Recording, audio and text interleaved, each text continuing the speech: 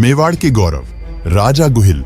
यह तो सभी जानते हैं कि मेवाड़ के गहलोत सिसोदिया राजवंश के प्रथम शासक और संस्थापक राजा गुहिल थे, जो कि सूर्यवंशी थे।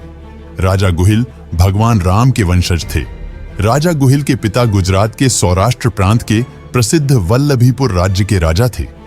एक बार किसी शत्रु राजा ने वल्लभीपुर पर आक्रमण किया। गुहिल के पिता ने जमकर सामना किया, लेकिन अंत में पराजय हुई और मारे गए।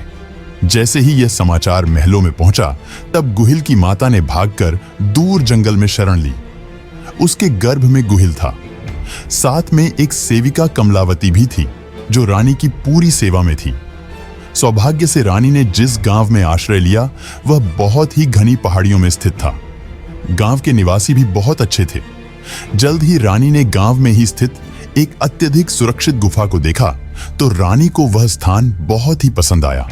रानी ने उस गुफा को ही अपना निवास स्थान बनाने की इच्छा प्रकट की। गांव वालों ने भी रानी की पसंद की तारीफ की और अब रानी तथा उनकी सेविका कमलावती गुफा में रहने लगे। कुछ ही दिनों में उस गुफा में रानी के गर्भ से गुहिल ने जन्म लिया। सभी गांव वाले तथा रानी प्रसन्न हुए। अब बात नाम पर आकर ठहरी कि क्या नाम रखा जाए। इस पर गांव वालों ने गुहा नाम रखा, क्योंकि उसने एक गुफा में जन्म लिया था। यही गुहा आगे चलकर गुहिल नाम से प्रसिद्ध हुआ। जैसे जैसे समय गुजरता गया, वैसे वैसे गुहिल भी बड़ा होता गया। एक दिन रात में रानी को लगा कि अब वह अधिक जीवित नहीं रहेगी। तब रानी ने एक दिन अपनी सेविका कमलावती को गुहिल की संपूर्ण जिम्मेदारियां सौंप दी और स्वयं चल बसी। गुहिल की माता का जब देहांत हुआ, तब वह केवल 5 साल के थे। रानी की अचानक मृत्यु पर पूरे गांव को बहुत दुख हुआ। गुहिल की माता के देहांत के बाद सेविका कमलावती गुहिल का पूरा ध्यान रखती थी।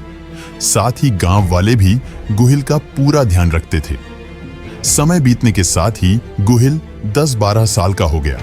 गुहिल हमेशा ऐसा कुछ करता था कि कमलावती व गांव वालों को लगता था कि गुहिल बहुत बड़ा कार्य करेगा। एक दिन गुहिल ईडर के जंगलों की ओर चल पड़ा। गुहिल को ईडर का जंगल पसंद आया। गुहिल वैसे तो उम्र में छोटा था, परंतु रंग, शक्ल सूरत व कद काठी में काफी आकर्षक था। परिणाम यह हुआ कि गुहिल जंगलों में भीलों का सरदार चुन लिया गया। बाकायदा एक भील बालक ने अपनी अंगुली को चीरकर अपने रक्त से गुहिल का राजतिलक भी किया था।